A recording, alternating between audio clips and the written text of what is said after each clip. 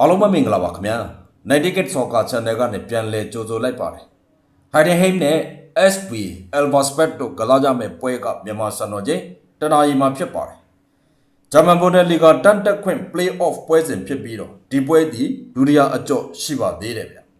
ဒီနေ့တဲ့ထိတ်တွေ့ဆုံမှုတွေကိုကြည့်တော့ဒီနေ့တဲ့ဒီ Bundesliga 3မှာပဲတစ်ခါတွေ့ထားတဲ့ဆိုတဲ့အချက်လက်တစ်ခုတွေ့ရတယ်2014တုန်းကသူတို့တွေ့တော့ Heidenheim ကွင်းမှာ Heidenheim ကနိုင်တဲ့အဝေးကွင်းမှာတကိုးစီတရေကြပါတယ် Heidenheim ဒီရာသီအိမ်ကွင်းမှာတိုက်စစ်အားနည်းလို့ဒီအချိန်တွေထိရောက်ခဲ့တာဗျBundesliga မှာကစားခဲ့တဲ့အိမ်ကွင်းစုပေါင်း18ပွဲမှာ10ပွဲထိတောင်ဂိုးပေါက်ပြောက်ခဲ့10ပွဲဂိုးမရ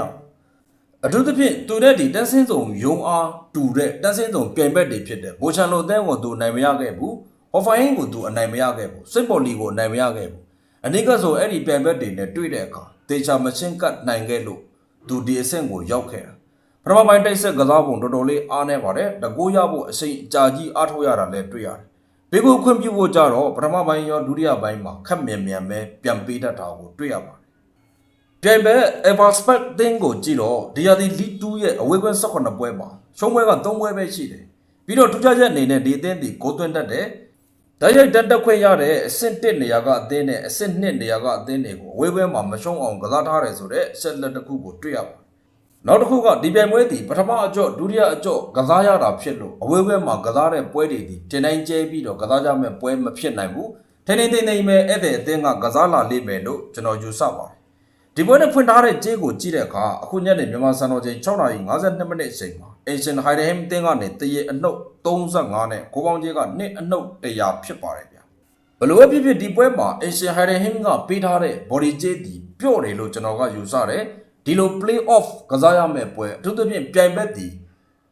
League 2ကအသင်းဖြစ်နေတဲ့အတွက်ဒီထက်ပိုပြီးတော့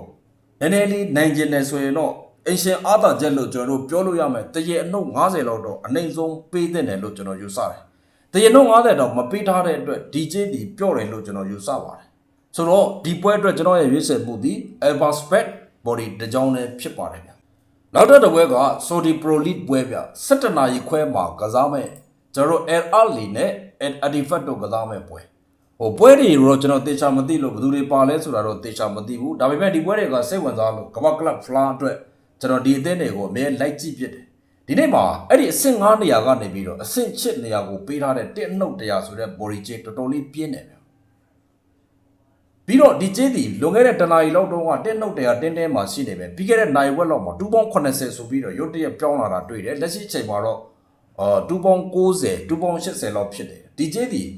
စတဲ့ကျေးတော့က1နှုတ်80လောက်မှာပဲရှိတာဗျတရရိပ်တက်လာတယ်အဲ့တော့ sorry pro league ကိုစိတ်ဝင်စားတဲ့လူတွေနေနဲ့ဒီပွဲလေးနဲ့စောင့်ကြည့်တဲ့နောက်တစ်ပွဲက Netherlands League မှာဒီကြမှာပွဲကောင်းတစ်ပွဲရှိတယ်အဲ့ဒါ AZ Alkmaar နဲ့ Heerenveen ကစားမဲ့ပွဲအဆင့်9နေရာကနေအဆင့်9နေရာကိုပေးထားတဲ့1နှုတ်80ဆိုတော့တော်တော်လေးကြီးပြင်းတယ်ဗျ။ဘာကြောင့်ပြင်းတယ်လို့ပြောရလဲဆိုတော့သူ့အောက်မှာ20နဲ့တခြားအသင်းတစ်သင်းကန်တယ်ဗျ။အဲ့မှာ20တွေအဆင့်6နေရာမှာရှိတယ်။သူနဲ့ကန်မဲ့ပြိုင်ဘက်ကအဆင့်8နေရာမှာရှိတယ်။အဲ့ပွဲမှာပေးထားတဲ့ကြေးက1.50ဆိုတော့ဒီ AZ Alkmaar က Heerenveen ကိုပေးတဲ့ကြေးပြင်းတယ်ဗျ။အဲ့ဒီနှစ်ပွဲကိုလည်းတေချာစောင့်ကြည့်ပြီးကစားမယ်ဆိုရင်ကျွန်တော် AZ Alkmaar body ကြိုက်တယ်အဲ့ပွဲမှာဆောင်းလေးလိုက်ကြည့်ပေးကြတဲ့တယောက်ချင်းစီတန်းကျေးဇူးအထူးပဲတင်ရှိပါတယ်မြန်မာပြည်ကြီးမြန်ဆုံးအေးချမ်းပါစေအာတမတရားလဲမြန်ကြဆုံးပါစေခင်ဗျာ